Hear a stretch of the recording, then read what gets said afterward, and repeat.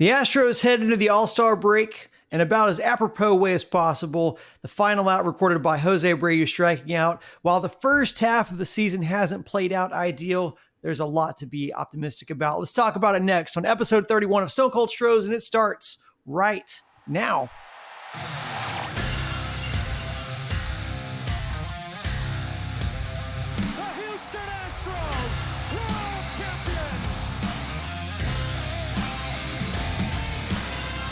Welcome into Stone Cold Stros. I'm Brandon Strange. I'm joined by senior content contributor Charlie Palillo. Follow him on Twitter at Palillo and read his weekly column on sportsmap.com. Next to him is Josh Jordan. He's sportsmap.com's editor. Follow him on Twitter at JoshJordan975. And be sure to hit like on this video. Subscribe to the channel if you haven't already. The full version of this podcast on the audio form is already available at places like Apple, Spotify, Stitcher, wherever you get your podcasts. When you're not watching SportsMap content, be sure to please be sure to listen to our sister platform, ESPN 97.5 and 92.5 on your radio dial. Guys, episode 31. Charlie, who's your notable Astros number 31? Not a real stacked deep number in Astros history. Colin McHugh of recent vintage, great guy, as well as a couple good years pitching. I play ball with, among others, a guy named Corey who claims to have pitched 5 slow-pitch softball no-hitters. So I'm going to go with Don Larson, author of the most famous game pitched in baseball history. Perfect game as a Yankee, 1956 World Series. Late in his career, he had a good season, actually, in 1964 after the Colt 45s acquired him. He pitched 1 game as an Astro early in 1965, became the Astros, moved to the Dome. They then traded Don Larson, whose career was over a couple of years later. Don Larson, relatively briefly, but a noteworthy number 31 in Astros history. It's hard not to go with 2017 World Series champion Colin McHugh. I'll go with Kendall Graveman, who was part of that Game 6 from the 2022 ALCS, that cool strike them out, throw them out montage that was set to AC/DC's Thunderstruck. Struck out Shaw, and then Maldi threw out Verdugo to end the inning in the top of the 7th. So thought that was just a really cool moment.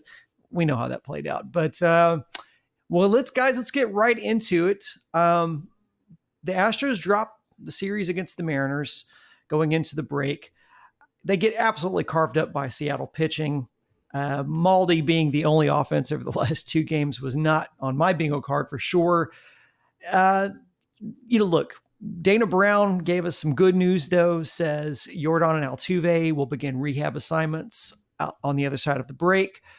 So taking everything into account, what we've seen, what we're looking forward to, what did we learn from the first half? And then how does that kind of project going into the second half for the Astros? Taking lots of grains of salt with Astros provided injury updates.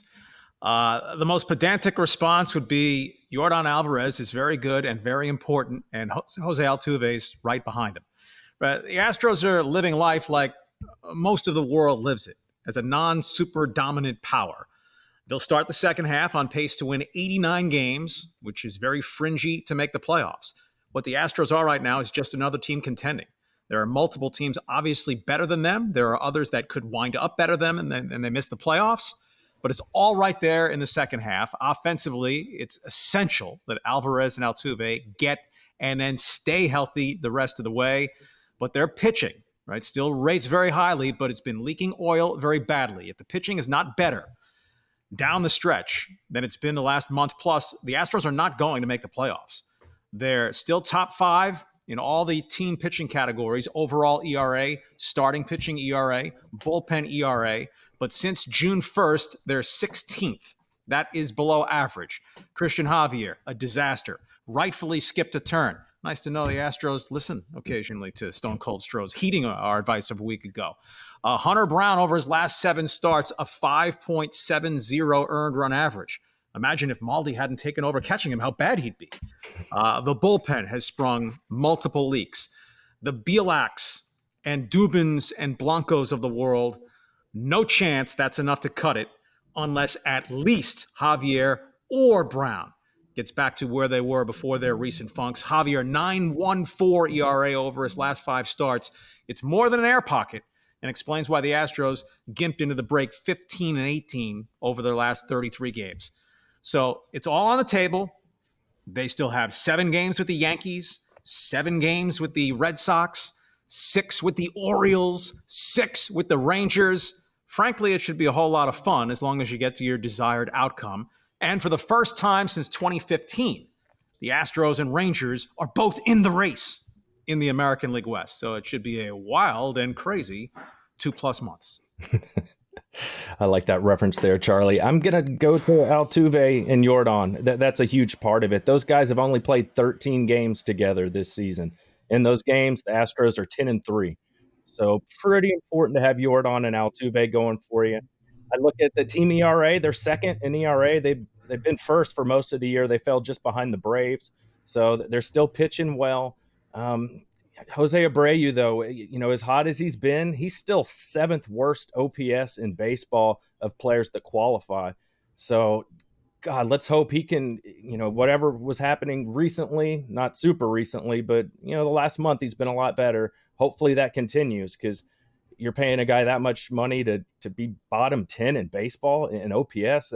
That's a big concern. Abreu had a good June, not a superstar June. Superstar compared to the trash heap he was through May. But an 821 OPS in June, very good and very, very playable. Well, first 9 games of July, 660. So overall, he's been one of the worst everyday players in baseball. If we're going to put further heat on individuals, the left side of the infield, Jeremy Pena has made essentially 0 progress in his sophomore season. Now, it doesn't mean a career path is linear and that maybe it's next year he makes a leap. But in the here and now, Pena's not a good offensive player. He's walking a little bit more. He's actually striking out a little bit less. But batting average, down. Slugging percentage, down. OPS, down. It wasn't good as a rookie. There are plenty of guys who've had postseasons that you go, oh my God.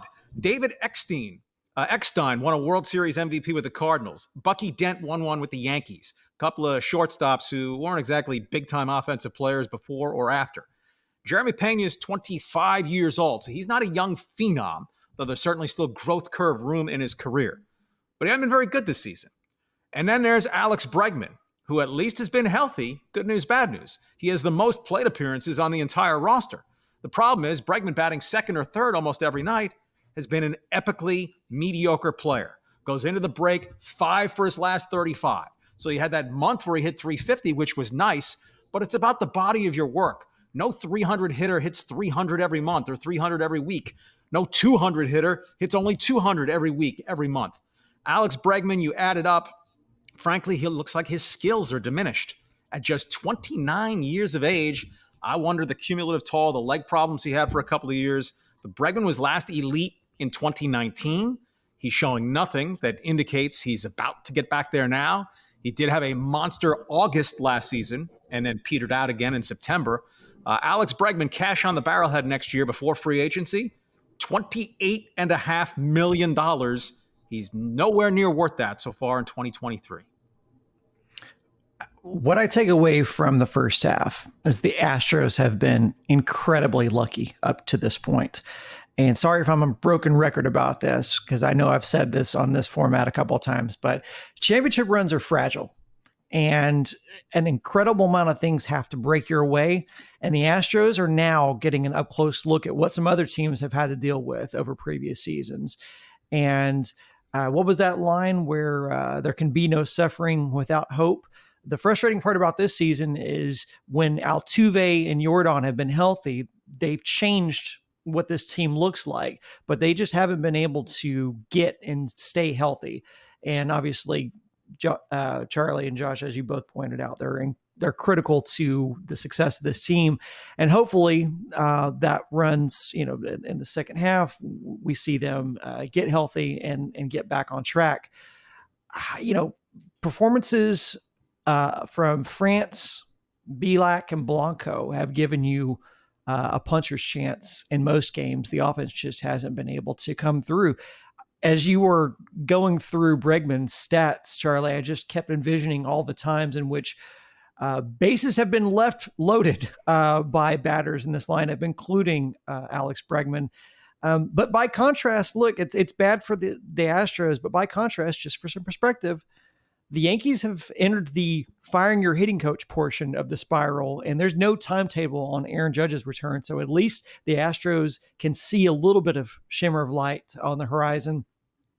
And I guess looking outward from the Astros, the Rangers and Rays don't look as scary as they once did. And the division does look like it's there for the taking. Astros were 6 games out just a couple of weeks ago. And then they were within a win from pulling to within a single game to Texas.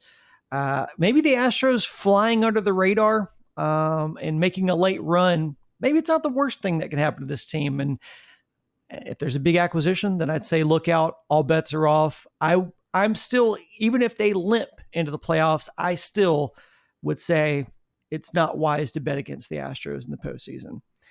And that's it for part 1 of Stone Cold Stros. To listen to the full podcast, it's up right now at your favorite podcast provider. And to watch the rest of this conversation on YouTube, check out the Stone Cold Stros playlist. We will be releasing those videos shortly. And as always, go Stros.